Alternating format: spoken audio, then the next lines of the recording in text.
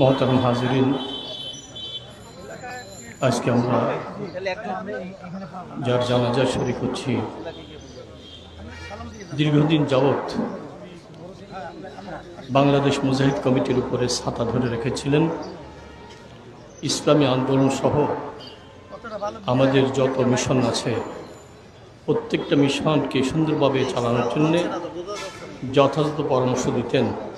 আমরা মরহুমের জন্য দোয়া করব, আল্লাহ তাকে জান্নাতের মধ্যে উঁচু মাকাম দান করেন। আর তিনি যে সংগঠনের কর্ণধার ছিলেন, রেখে গিয়েছেন, আমরা ধরে রাখার চেষ্টা করব। আর তাদের আর আপনজন যারা আছেন তাদেরকে ধৈর্য ধারণ তৌফিক দান করেন। আমরা ধৈর্যের সাথে চলতে থাকব। আল্লাহ সবাইকে মাফ করেন, মরহুমকে আল্লাহ পাক জান্নাতে উঁচু মাকাম দান করেন।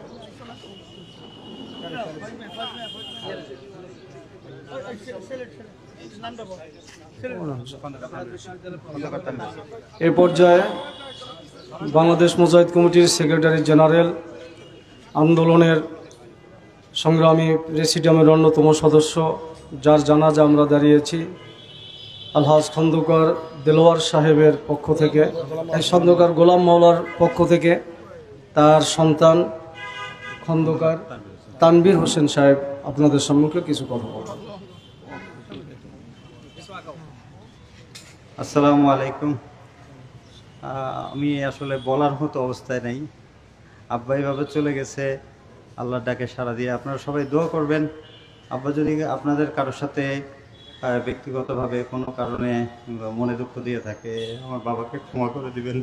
আর যদি কেউ কোনো চেনা পানো থাকে, আমাদের দুই ভাই আছে, আমরা আমাদের সাথে যোগাযোগ করবেন। আমরা চেষ্টা করবো যত দ্রুত সম্ভব সেটা পরিশোধ করে দেওয়ার। আমার বেশি কিছু বলার নেই, আপনারা সবাই দোয়া করবেন আমার বাবার জন্য। ধন্যবাদ। এখন নায়েবে আমিরুল মুজাহিদিন মুফতি সৈয়দ মোহাম্মদ ফয়জল করিম শাহকে চরবনায়। আসসালামু আলাইকুম। তার জন্য দোয়া চাই যেন আল্লাহ পাক তার জিন্দগির সমস্ত গুনাহ খাতা মাফ করে দেন এবং জান্নাতের উঁচা মাকাম আল্লাহ পাক দান করেন। আমরা যে জানাজায় অংশগ্রহণ করছি, বাংলাদেশ মুজাহিদ কমিটির মুহতারাম সেক্রেটারি জেনারেল দায়িত্বে ছিলেন, সরকারের উচ্চপদস্থ একজন কর্মকর্তা ছিলেন, ইসলামী আন্দোলন বাংলাদেশের প্রেসিডিয়াম সদস্য মরহুম খন্দকার গোলাম মাওলা সাহেবের জানাজায় এখন আলোচনা রাখবেন সম্মানিত আমির হযরত মির্জা হুজুর চরমনায়। উপস্থিত নেতৃবৃন্দ আছেন, উলামা একরাম আছেন। আউযু বিল্লাহি মিনাশ শাইতানির রাজিম। বিসমিল্লাহির রহমানির রহিম। কুল্লু নাফসিন যায়িকাতুল মাউত। গতকালকে রাত্রে আমি বাড়ি থেকে আসছি, আমার সঙ্গে আজকে ডাক্তারখানায় যাওয়ার কথা। রাত্র প্রায় 2:30-2:30টার মতো, তখন আমার কাছে বলতেছে সেক্রেটারি জেনারেল দুনিয়াতে নাই। আসল মূল ব্যাপারটা হলো, মানুষ তো সবাই আমরা দুনিয়া থেকে যাব, কিন্তু তার কতগুলো গুণের ভিতরে একটা গুণ হলো অত্যন্ত ধৈর্যশীল ছিল। এত বড় একটা দায়িত্ব পালন বাংলাদেশ মুজাহিদ কমিটি, ইসলামী আন্দোলন বাংলাদেশের সম্মানিত প্রেসিডিয়াম সদস্য, সারা দেশের ভিতরে সারা বছর দায়িত্ব পালন করেছে। অনেক সময় আমরা বিভিন্ন সময় মানসিকভাবে প্রেসারে রাখতাম, কিন্তু আল্লাহর বান্দাকে দেখছি কখনোই একটু রাগ তো দূরের কথা, বিরক্ত দূরের কথা, কোনো অস্থিরতা খুব একটা আমার নজরে আসে নাই। আর আল্লাহ রাব্বুল আলামিন তো বলেছেন, ইন্নাল্লাহা মা'আস সাবিরিন, আমি ধৈর্যশীলদের সাথে থাকি। তা আমরা তো সবাই একদিন রওনা করে দুনিয়া থেকে যাব। এমন জীবন তুমি করো হে গঠন, মরণে হাসিবে তুমি কাঁদিবে ভুলো। তা এদের থেকে আমরা আমাদের সামনে একদিন এরকম আমাদের লাশ মানুষের সামনে আসবে, আমরা এর থেকে যেন উপদেশ গ্রহণ করতে পারি। তা আল্লাহ রাব্বুল আলামিন যেন তার ভুল ত্রুটি বলতে তো মানুষ থাকবেই, আল্লাহ যেন তাকে মাফ করে দেয়, আল্লাহ তার কবরকে বেহেশতের বাগান বানায়। এখন জানাজা শুরু হবে, আমরা সবাই কাতার দেই।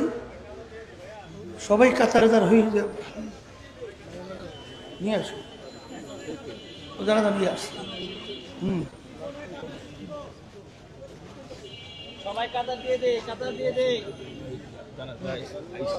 যান। মসজিদের ভিতরও যারা আছে জলদি চলে আসে ভাই, এখনই নামাজ শুরু হবে। আমরা জলদি ভিতরে প্রবেশ করব, আমরা জলদি প্রবেশ করব।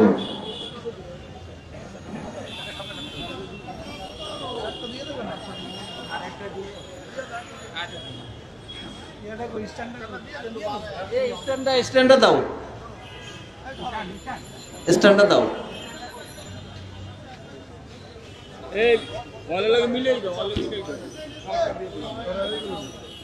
এই জানাজার ইমামতি করবেন আমাদের সম্মানিত আমির হুজুর পেশা হুজুর। পিছনে যারা আছে, আমরা এই রো দিয়ে পূর্ব দিকে আমরা সারিতে আমরা করতে পারবো ইনশাআল্লাহ। ডানে বামে দেখে আমরা কাতারটা সোজা করব। এটা নেমে গেছে, এটা নেমে গেছে, আরো পিছাইতে হবে।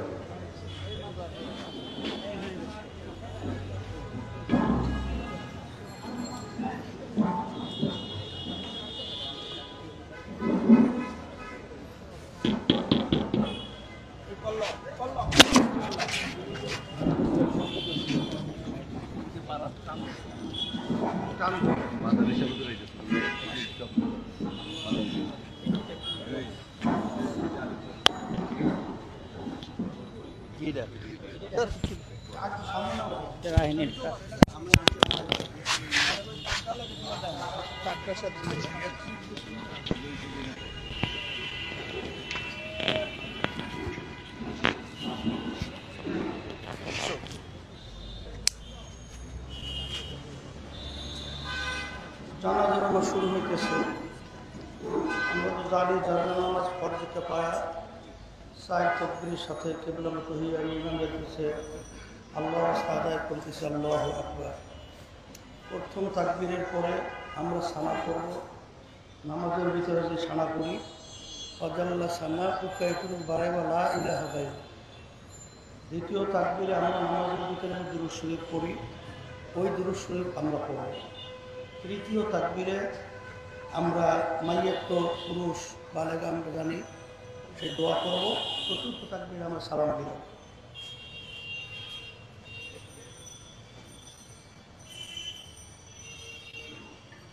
আল্লাহ